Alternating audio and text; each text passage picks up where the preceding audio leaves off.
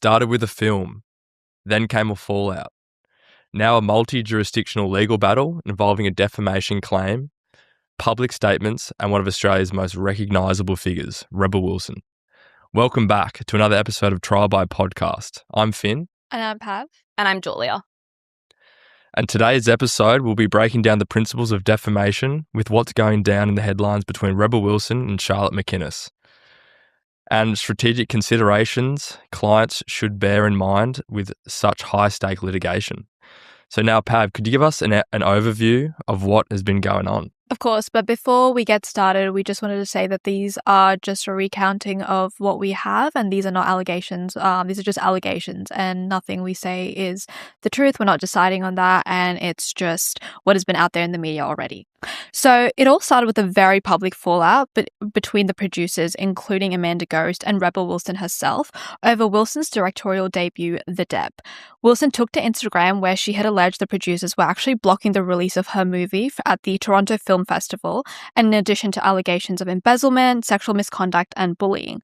In response to this, the producers filed a defamation lawsuit against Wilson in California, alleging her statements were utterly false and absolutely damaging. To this lawsuit, Wilson then filed a countersuit alleging the embezzlement, bullying, and sexual misconduct involving Ghost and Charlotte MacInnes. Charlotte MacInnes is the lead actress of the film The Deb. MacInnes has obviously vehemently denied these claims and has now commenced defamation proceedings in the Federal Court of Australia over a series of Instagram stories which allegedly accuse MacInnes of making and then withdrawing her sexual harassment complaints in relation to an incident involving Ghost and herself in a Bondi Beach apartment in collusion with Ghost for her career progression. Now, the Bondi Beach incident, which I'm referring to, occurred on the 5th of September in 2023, when MacInnes and Ghost had gone for a dip at Bondi Beach, and Ghost actually had an allergic reaction to the cold seawater. And so they both returned to the apartment at Bondi, where MacInnes had ran a hot bath while Ghost was trying to warm herself up in the shower. MacInnes first climbed into the bath and was then followed by Ghost. It must be noted that both of them were wearing swimmers, and at one point it is alleged that one of Ghost's assistants had actually bought them a warm drink and had chatted with them for a bit before leaving. So there's 4 social media posts of Rebel Wilson which find themselves at the heart of this suit. So the first one is a series of stories Wilson posted on the 23rd of September 2023 on her personal Instagram account. She had reposted a Daily Mail article that identified Charlotte MacInnes as the victim of sexual misconduct in her countersuit, followed by 3 more stories insinuating MacInnes had allegedly told Wilson the Bondi apartment incident made her uncomfortable, which prompted Wilson to report this as she believed it was not acceptable behaviour. This was followed by Wilson alleging MacInnes had changed her story as she has been cast as the lead role by Amanda Ghost in the production of Gatsby and given a record deal. The second post was a story Wilson posted on the 16th of May 2025 into the Deb's official Instagram story, alleging MacInnes had colluded with producers to block the release of the Deb in exchange for record deals and puts her interests over the interests of others. So later in May, another story was published on the Deb's official Instagram account, alleging MacInnes had received her record deal at the expense of other individuals who worked on the Deb. And then finally, a final series of stories were posted on the 25th of July 2025 on Wilson's official Instagram account yet again, which called the US defamation suit baseless and again doubled down on her claim that she had reported Ghost's sexual misconduct against a young cast member. So we've covered the facts. What was the actual basis? What was actually being discussed in court? So, the agreed issues in dispute were whether the posts were defamatory, whether New South Wales or Western Australian law was the applicable law, and Rebel's arguments of defences. But to understand these legal issues, first we've got to go over the basics of defamation law. Defamation law has an interesting history. As a tort, it comes from lots of old school case law, but it's now been enshrined in statute in every state in Australia. There's been some attempts at harmonising these laws originally, but there's been a few differences between the states over time.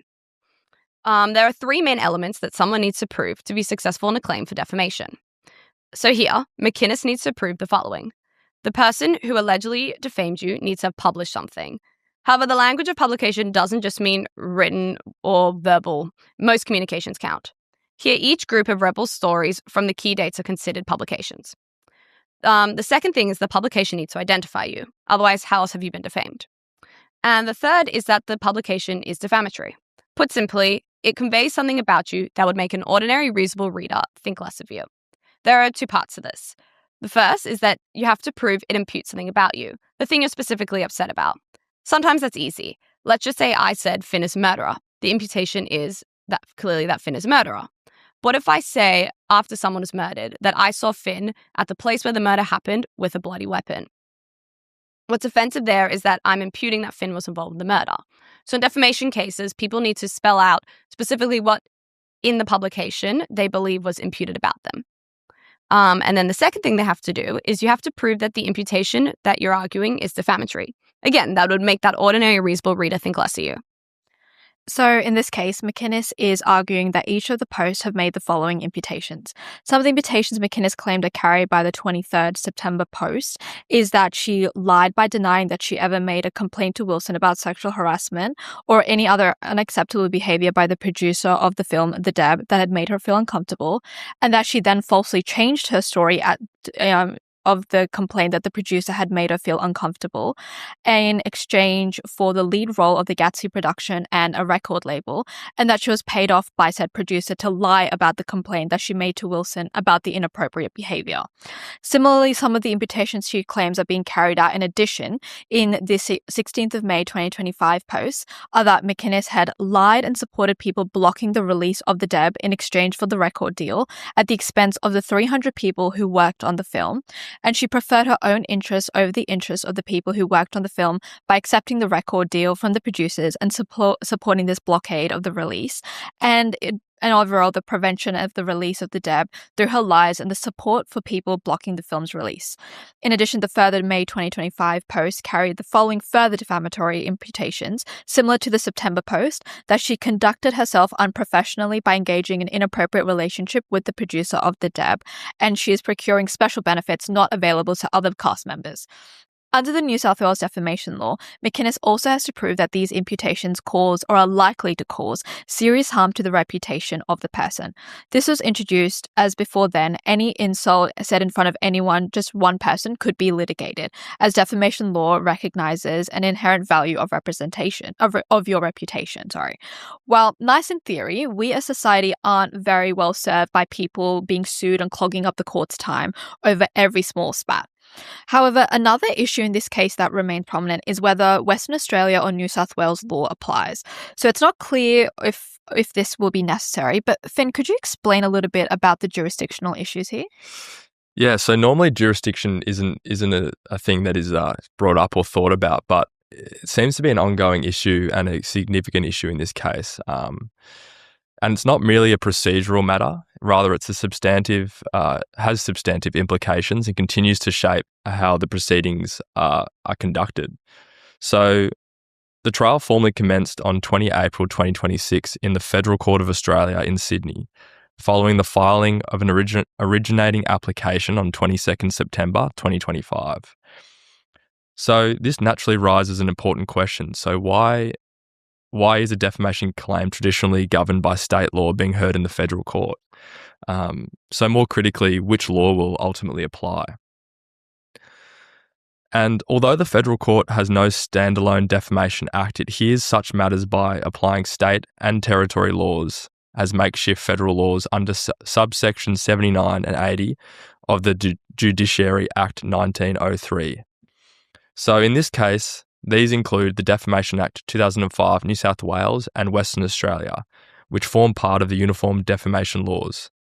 I should note as well, Section 79 of the Judiciary Act is central as it picks up and applies state laws with federal jurisdiction, though this can create complexities in practice, which we'll go into. So, jurisdiction is reinforced by the nature of the alleged publication in the Wilson case. So the relevant statements were made on Rebel Wilson's Instagram account, which reaches approximately 11 million followers, crosses multiple jurisdictions. So this broad cross-border publication makes a federal court a perfect forum for this matter to be heard. Section 118 of the Constitution further supports this by requiring courts to give a full faith and credit to the laws of other Australian jurisdictions. But again, I haven't really answered the question that I initially asked. What law should apply? So, as I previously mentioned, New South Wales and Western Australian law have been discussed in relation to this matter.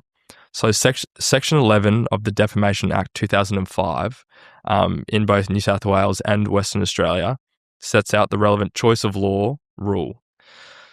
So the choice of law rule provides that in cases of national publication, the applicable law is that of the jurisdiction which the harm occasioned by the publication as a whole has the closest connection. So this requires that the court to determine where Miss MacInnes' reputation is most established, where the Instagram publications had their greatest impact, and where their harm was most accurately suffered.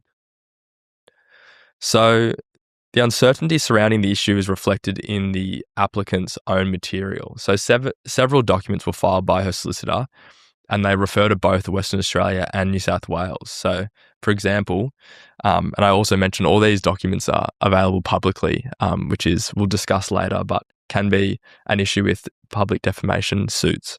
But Annexure D in the court book, being the concern notice issued to Ms. Wilson, states, "This letter is a concern notice under the Defamation Act 2005, Western Australia, and to the extent necessary, the Defamation Act 2005, New South Wales, and their counterparts in the other Australian jurisdictions." The same notice addresses the issue of reputational harm and applicable law.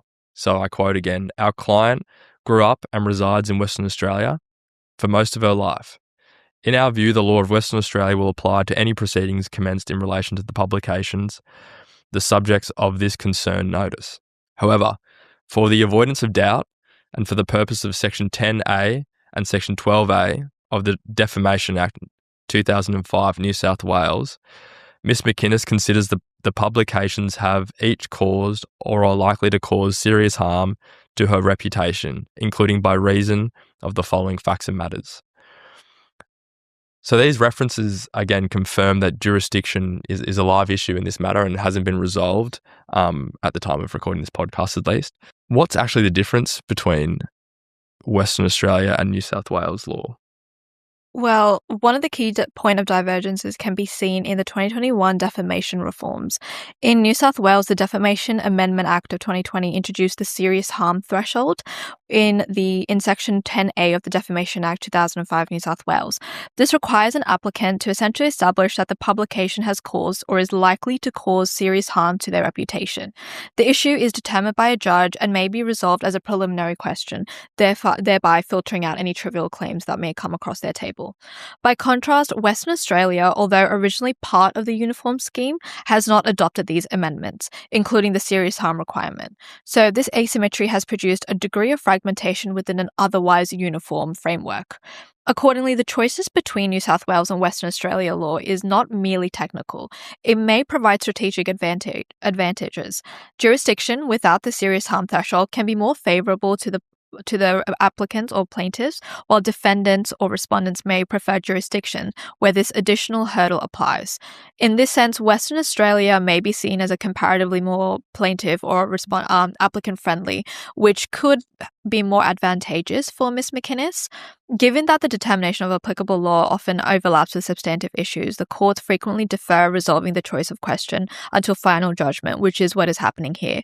As this matter remains ongoing, no definitive conclusion can yet be drawn at the time of recording this podcast as to which jurisdiction will ultimately govern this decision. So we've covered the law and what Ms. MacInnes is pleading, but what about Rebel Wilson? So Rebel's case has a few parts to it.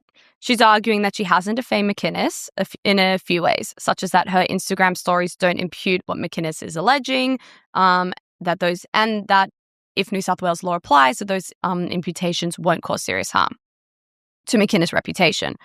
But she's also running two defences. In the case that the court does find she defamed MacInnes. Defences to defamation acknowledge that sometimes it's okay to defame someone. The two defences that Wilson is relying on are justification, that what she said is substantially true, and the right to reply to an attack.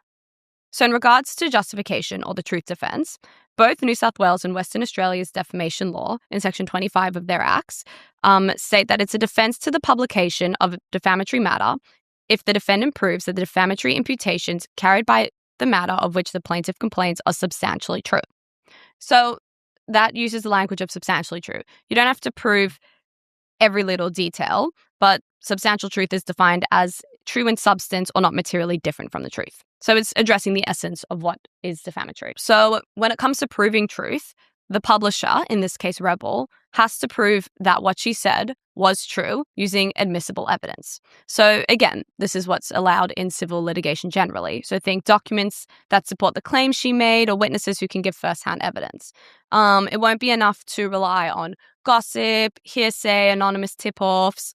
So here, Rebel has to prove on the balance of probability her allegations against MacInnes, such as that MacInnes purposefully accused and then withdrew allegations against Manor Ghost, based using evidence that can be admitted. For example, one piece of evidence Rebel Wilson is relying on in her affidavit is an email chain between her and Miss Ghost in and around 2023 to try and support or prove the alleged truth of her allegation with respect to the bath incident. The other defense Wilson is attempting to rely on is that her publications were a reply to an attack. So as we said, defamation law in these defenses recognize that it's okay to defame someone, but also sometimes that it's necessary to. A range of these scenarios are circumstances of qualified privilege, which refers to the circumstances when a speaker has a duty to say something and a receiver has a duty to receive it. For example, if someone is hiring and asks a former employer about the candidate, it may be inherently defamatory and harmful for that former employer to answer honestly, but also necessary.